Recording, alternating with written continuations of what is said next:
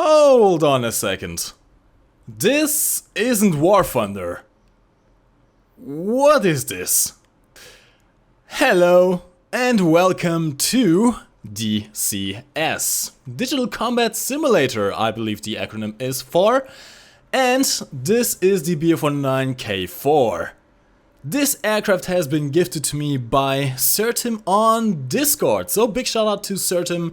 If you spot him on Discord, well, let him know, he will probably be watching this video as well. Certim, you goddamn bastard. Let me tell you a little bit about DCS. Well, I've been flying a bit of War Thunder simulator mode for a while now, right? And I thought I had it down somewhat. Yeah, not really. In DCS, the flight model is much more complicated, and you know, all those levers and all the buttons that you see in the cockpit, you actually do control them by yourself, which makes things quite a bit more interesting. Now we are here in the startup procedure for the BF-19 K-4. Pretty standard stuff. The startup procedure is something that I've actually done before a couple of times just to train it out, and it's not really too hard once you are used to it. We're going to have another startup procedure later on in the video where I can kind of go over what you have to do. Now at the moment we are using the inertial starter, which is, well, in real life it was operated by people outside of the aircraft actually.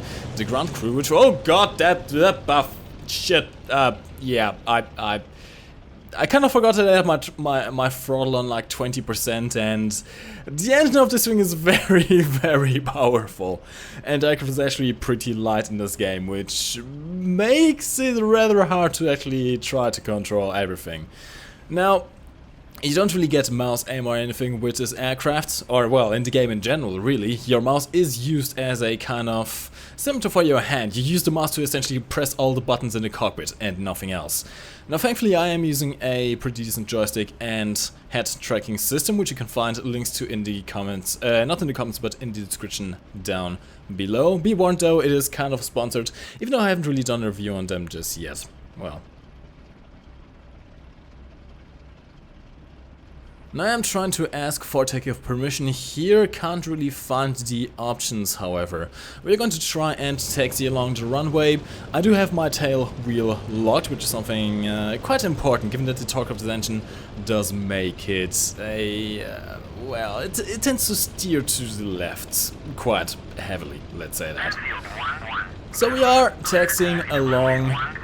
And the view of this aircraft is really quite nice. Now, from the videos that I've seen on YouTube, I was kind of afraid that DCS wouldn't be looking really all that nice. I've seen some pretty bad quality videos on this game, but I am playing on max settings in 1080p, and I have to say it really looks actually quite nice.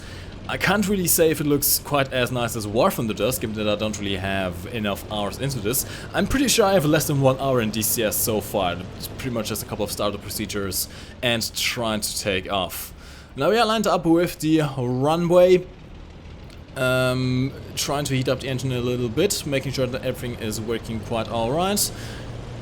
Pushing the throttle a little bit forward, trying to control stuff with the right brake and the ailerons. And that's kind of a big error that I do here. I'm trying to take off as if I would take off on War Thunder. In War Thunder you can pretty much take off in sim mode by just using ailerons and rudders right from the get-go. Here, not so much.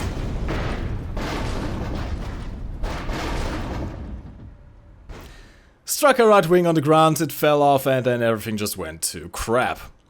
Now let's try to start up procedure. On the right side we have some panels that enable the electronic systems. Push the throttle forward to access the fuel selector, put the magnetos on the both position and fuel some pump. About 8 to 9 pumps are enough. Normally you can see the fuel pressure on the top right on the dials, with one of the dials that has yellow on the left side and red on the right side. Sadly it's kind of bugged, so you can't actually see that. You do have a flare gun inside of the cockpit which goes quite far, which I do.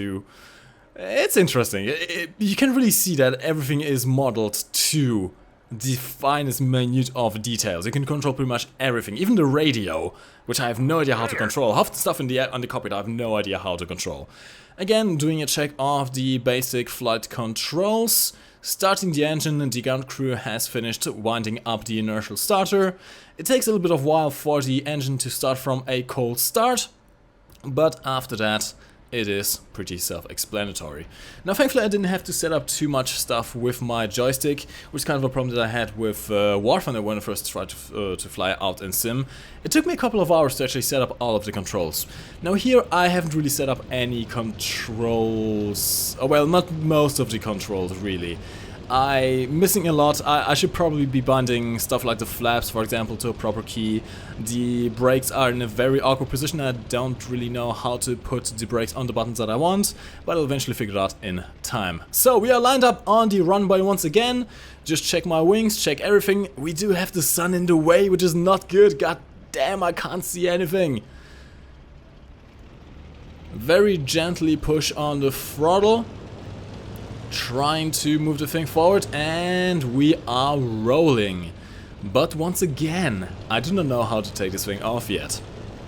And once again, I'm trying to use the ailerons to compensate for the engine torque, which is something you can't really do, simply because the airspeed over the control surfaces is actually properly modeled in this game. Unlike in War Thunder, where you can just immediately pull the rudder, and even though you have absolutely no airspeed, it will just turn around and act like a normal rudder. Doesn't quite happen in this game, and as such I just, well, it becomes very unstable. One of the problems with the BF19 K4 is, oh god, scrape, are we fine? Are we fine? I think the wing is still attached somehow. Just quickly looking behind me, everything is still in one piece, so let's try this again. I think the end of the runway is coming up. Oh shit, accelerate, come on. Get off the ground, baby! Get off the ground! I believe in you! Oh no! Oh no! Not that direction! No! Oh god! Up!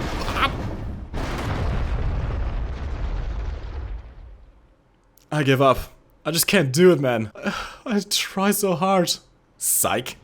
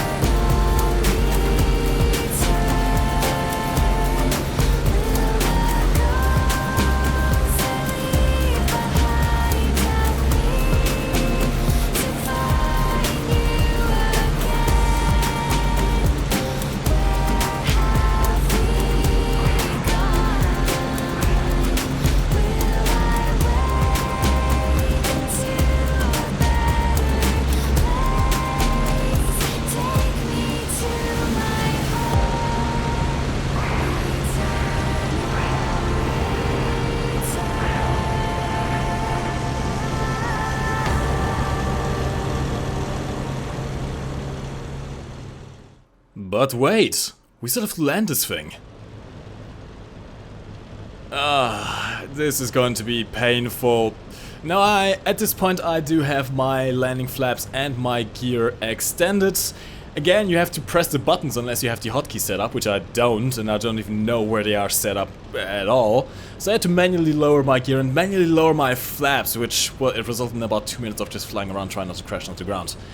Now the problem with the K4 is the very, very narrow landing gear, which makes the thing rather unstable when you're trying to land and take off, and makes it rather prone to touch your wingtips.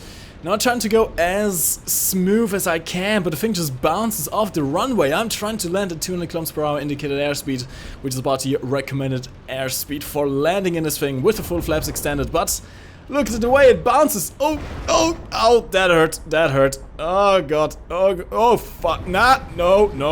Ah, don't scrape again. Okay. I think we are alive. Let me just quickly check. Surfaces still work. Wings are still attached. Okay. Nothing broke. Let's just open the canopy and get a little bit of fresh air. Nice. Rudder still works. Elevator still works. On both sides, I believe.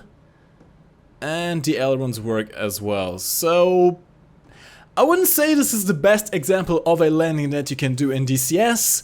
But we didn't blow up the plane this time, so I'm very, very proud of myself. This was my very first landing and my very first takeoff as well in DCS ever. And honestly, even though I fail a lot, it's quite nice. But as you can see, you have to manually pull up the flaps. It's not just a button you press, you'd have to actually hold that wheel. But this is going to be it for this video. Thank you again to Certim for gifting me this aircraft. You are definitely going to see more DCS content in the somewhat future. I'm not going to see near or distant because it all depends on how well I do in actually picking up the tricks and skills to actually fly aircraft. I do eventually want to do a video on combat in the BF-1 K-4 as soon as I can actually figure out how to unlock the guns, which I wasn't quite able to. We're going to try and see if I can actually enable the motor, and no, the engine is definitely dead. Oh well, the ground crew will figure it out. I'd say overall a 9 out of 10 landing, just a couple of engine parts over the runway, but it'll be alright. Anyways, that's hopefully you have enjoyed this video. If you did, leave a like rating. If you're new around here, just subscribe, watch the flares, and I'll see you next time. My name is MikeGoesBoom, and thank you for watching. You can lift your head up to the sky, take a deeper breath and give it time. You can walk the path among the lines with your shattered frame of mind. Or instead you could always stay. We can wait right here and play until somehow you can find